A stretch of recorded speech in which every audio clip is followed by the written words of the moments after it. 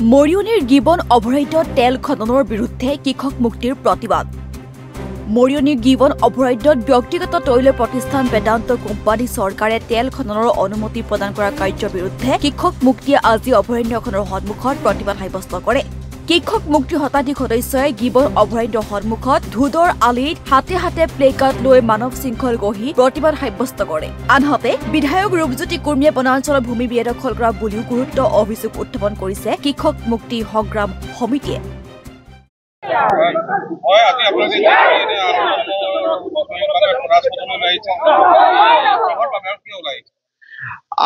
আপোনালোক সকলোৱে জানে যে হোলোঙাপাৰৰ গিবন অভয়াৰণ্য আমাৰ কাৰণে এটা গৌৰৱ। এতিয়া আমাৰ যি গৌৰৱ, এই গৌৰৱক এতিয়া অসম বিজেপি চৰকাৰ আৰু কেন্দ্ৰীয় বিজেপি চৰকাৰে এজন পুঁজিপতি দালালৰ হাতত বা পুঁজিপতি বণিক গোষ্ঠীৰ হাতত তেওঁলোকে তেল খনন আৰু গেছ খননৰ নামত অৰ্পণ কৰিব বিচাৰিছে। এই কথাটো আমি কৃষক মুক্তি সংগ্ৰাম সমিতিয়ে কেতিয়াও মানি ল'ব নোৱাৰো। আৰু সেইকাৰণে আমি আজি কৃষক মুক্তি সংগ্ৰাম সমিতিয়ে আমি দ্বিতীয়বাৰৰ কাৰণে এই মানৱ শৃংখল কাৰ্যসূচীৰ যোগেদি অসম বিজেপি চৰকাৰ আৰু কেন্দ্ৰীয় বিজেপি চৰকাৰৰ সকিয়নি প্ৰদান কৰিবৰ কাৰণে আমি ইয়ালৈ আহিছো। আপোনালোক সকলোৱে জানে যে এই হোলোঙাপাৰাৰ গিবন অভয়াৰণ্যৰ ওচৰৰে যি দিছৈ ভেলী বা দিছৈ আৰু তিৰুশিল নামৰ যি তিনিখন বনাঞ্চল আছে, এই তিনিখন বনাঞ্চলৰ দিছৈ ভেলী বনাঞ্চলত তেওঁলোকে 4.49 হেক্টৰৰ ভূমিত এই অনিল আগৰৱালা মালিকানাধীন বেদান্তৰ অধীনস্থ যি কেইনছ অইলক তেল আৰু গেছ খননৰ কাৰণে অনুমতি প্ৰদান কৰিছে। আপোনালোক সকলোৱে জানে যে অসম ৱাইল্ড লাইফ বৰ্ডৰ অধ্যক্ষ হৈছে হিমন্ত বিশ্ব শৰ্মা।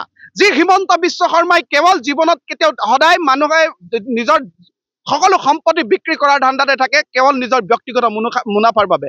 আমি এতিয়া গতিকে মৰিয়নিৰ এই গিবন হোলোঙাপাৰাৰ এই গিবনৰ অভয়াৰণ্যৰ সন্মুখত আজি আমি মানৱ শৃংখল কাৰ্যসূচীৰ যোগেদি ক'বলৈ আহিছো যে আমাৰ যি গৌৰৱ, এই গৌৰৱক তোমালোকে হোলোঙাপাৰাৰ আজি আভ্যন্তৰীণভাৱে উন্নতি কৰিব লাগিছিলে। তাকে নকৰি এজন ব্যক্তিগত মানুহৰ হাতত তোমালোকে বেদান্ত কোম্পানীৰ হাতত যি তেল খননৰ নামত দিব বিচাৰিছা, এই সম্পূৰ্ণৰূপে অন্যায় আৰু এক হঠকাৰী সিদ্ধান্ত। এই হঠকাৰী সিদ্ধান্ত তোমালোকে বাতিল কৰিব লাগিব। আৰু ইয়াক যদি বাতিল নকৰা তেনেহ'লে আমি অনাগত দিনত তোমালোকৰ প্ৰতি ভয়াৱহ আন্দোলন গঢ়ি তুলিম। আপোনালোকে সকলোৱে জানে যে এই দিছৈ ভেলী বনাঞ্চললৈ হাতী এটা কৰিডৰ আছে।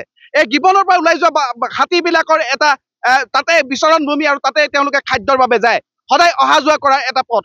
এই পথৰ মাজত যদি তেল খনন কৰিবলৈ দিয়া হয় তেনেহ'লে হাতীবিলাক কলৈ যাব?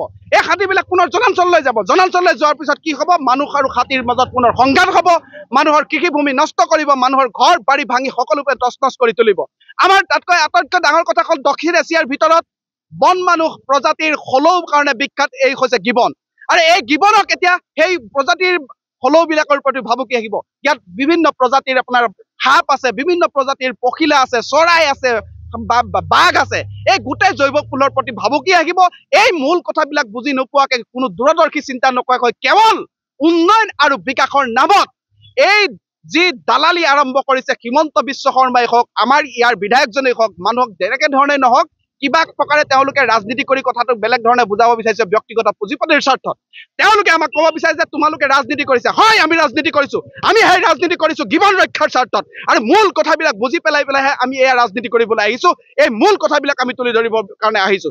সেইবাবে আমি শেষ সকিয়নি প্ৰদান কৰিছো, কৃষক মুক্তি জীয়াই থকালৈকে গিবনৰ ওপৰত কাকো আঁচুৰ পেলাবলৈ দিয়া নহ'ব। প্ৰয়োজন সাপেক্ষে আমি প্ৰাণ দিম, তথাপিও গিবনক শেষ হ'বলৈ নিদিওঁ। আমাৰ গৌৰৱ আমি জীয়াই ৰাখিব লাগিব। মৰিয়নিৰ পৰা কৃষ্ণ প্ৰসাদ শৰ্মাৰ ৰিপৰ্ট, DB নিউজ।